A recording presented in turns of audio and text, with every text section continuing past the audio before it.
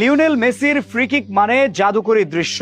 বল কোথা দিয়ে বাঁক নিয়ে জালে ঢুকে সেটা প্রতিপক্ষের 11 জন মিলেও টের পায় না। তবে বিজ্ঞান নয়, মেসির ফ্রি কিক আসলে সফল হয় বিজ্ঞানের সূত্র মেনেই। তার শটের গতি, ধনুকের মতো বাঁক নেয়া, এমনকি ফ্রি কিক নেয়ার সময় মেসি যেভাবে শরীরের ব্যালেন্স রাখেন, তার সবকিছু হয় বিজ্ঞানের সূত্র মেনে। ফুটবলে লিওনেল মেসির মতো ফ্রি কিক সাম্প্রতিক সময়ে আর কেউ পারেনি। তিনি সর্বকালের সেরা ফুটবলার, ফ্রি কিক গোলেও সর্বকালের অন্যতম সেরা। এ পর্যন্ত 69টি গোল পেয়েছেন সরাসরি ফ্রি কিক থেকে, আর কয়েকটা করতে পারলেই তিনি হবেন সর্বকালের সবচেয়ে সফল ফ্রি কিক টেকার। মেসি যেভাবে খেলছেন সেই রেকর্ড গড়তে আর হয়তো বেশি দিন লাগবে না। একজন ফুটবলার কিভাবে এতটা নিখুঁত শট নিতে পারেন, তাও আবার এতটা দূর থেকে। সামনে থাকে প্রতিপক্ষের 11 জন খেলোয়াড়, কিন্তু সবাইকে ফাঁকি দিয়ে মেসির শট ঠিকই জালে জড়ায়। এর পেছনের রহস্য নিয়ে অনেক বিশ্লেষণ হয়েছে, তাতেই পাওয়া গেছে বিজ্ঞানের খোঁজ। লিওনেল মেসির ফ্রি কিক শুধু ফুটবল নয়, এটা যেন বিজ্ঞানের শৈল্পিক প্রদর্শনী। যখন তিনি বলের সামনে দাঁড়ান, তখন মাঠে নেমে আসে নিখুঁত হিসাব, শারীরিক নিয়ন্ত্রণ আর প্রকৃতির নিয়মেই জড়িয়ে আছে মেসির সাফল্য।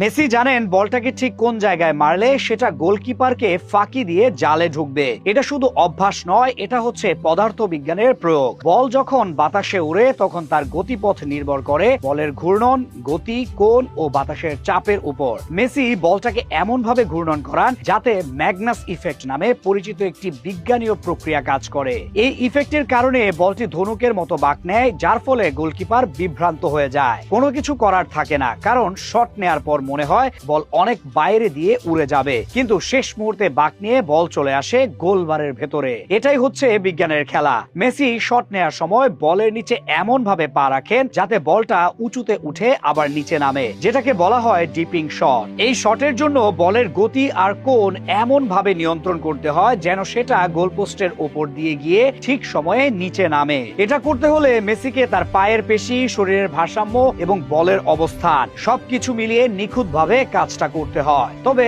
মেসির শরীর যেন রাবারের মতো, কারণ শট নেওয়ার সময় যেভাবে বাঁকা অবস্থায় তার পায়ে চাপ পড়ে, এমন ভাবে যে কারো জন্য ব্যালেন্স রাখা কঠিন, কিন্তু মেসি সেটা অনায়াসে পারেন। এমনকি মেসির চোখও কাজ করে বিজ্ঞানীর মতো। শট নেওয়ার আগে তিনি দেখেন গোলকিপার কোথায় দাঁড়িয়ে, ডিফেন্ডাররা কোন জায়গা ঢেকে রেখেছে, বাতাস কোন দিকে বইছে। তারপর তিনি সিদ্ধান্ত নেন কোন জায়গায় বলটা পাঠাতে হবে। এই পর্যবেক্ষণ আর সিদ্ধান্ত নেওয়ার ক্ষমতা কাজ অর্ধেক সহজ করে দেয়, কারণ বল শুধু গোলবারে ফেললেই হবে না, এমন জায়গায় ফেলতে হবে যেখানে গোলকিপার নাগাল পায় না। সব মিলিয়ে মেসির ফ্রি কিক পুরোটাই বিজ্ঞানের খেলা। যদিও তিনি বিজ্ঞানী নন, কিন্তু তার ফ্রি কিকে বিজ্ঞানের শৈল্পিক প্রয়োগ করছেন, যেটা একই সাথে দৃষ্টিনন্দন এক দৃশ্য।